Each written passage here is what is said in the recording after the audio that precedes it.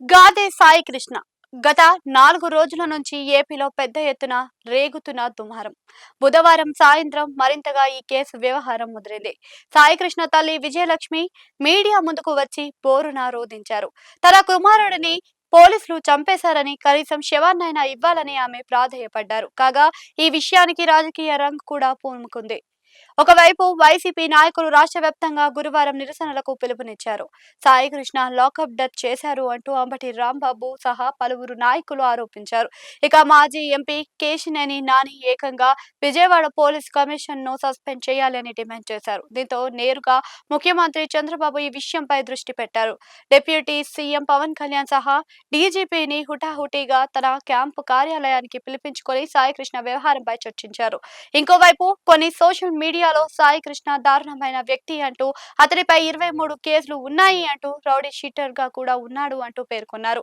Viral అవుతున్న వీడియోను తొలగించాలని ఆదేశించారు. పోలీసులపై విచారణ చేయాలి అని పేర్కొంటూ సీనియర్ ఐపీఎస్ అధికారి నేతృత్వంలో ఓ కమిటీ నియమించారు.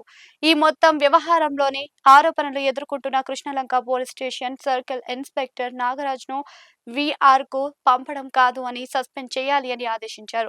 పోలీసులు బాధ్యతగా వ్యవహరించకపోతే తానే కఠిన నిర్ణయాలు తీసుకుంటాము అని సీఎం చంద్రబాబు డీజీపీని హెచ్చరించినట్టుగా వార్తలు వస్తున్నాయి.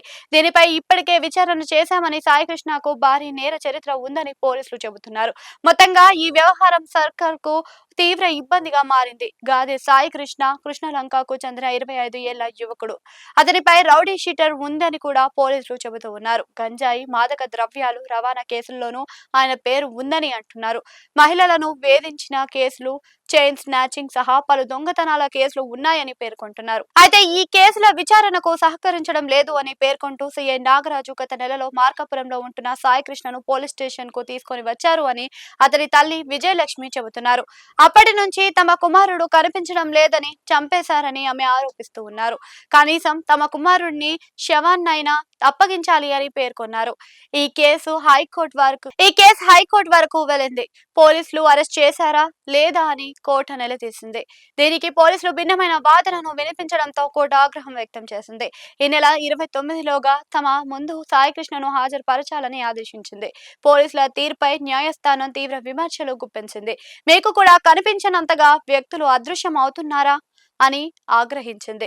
ఈ విషయంలోని వైసీపీ జోక్యం చేసుకుంది. సాయికృష్ణ కాపు సామాజిక వర్గానికి చెందిన యువకుడని పేర్కొంటూ అంబటి రాంబాబు సుదీర్ఘ ప్రెస్ మీట్ ను పెట్టారు. సాయికృష్ణను పోలీసు చంపేశారు అని తనకు సమాచారం ఉందంటున్నారు.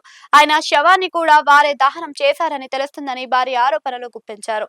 మొత్తంగా ఈ వ్యవహారం సర్కార్కు ఇబ్బందిగా మారడంతో నేరుగా సీఎం జోక్యం చేసుకోవాల్సి వచ్చింది.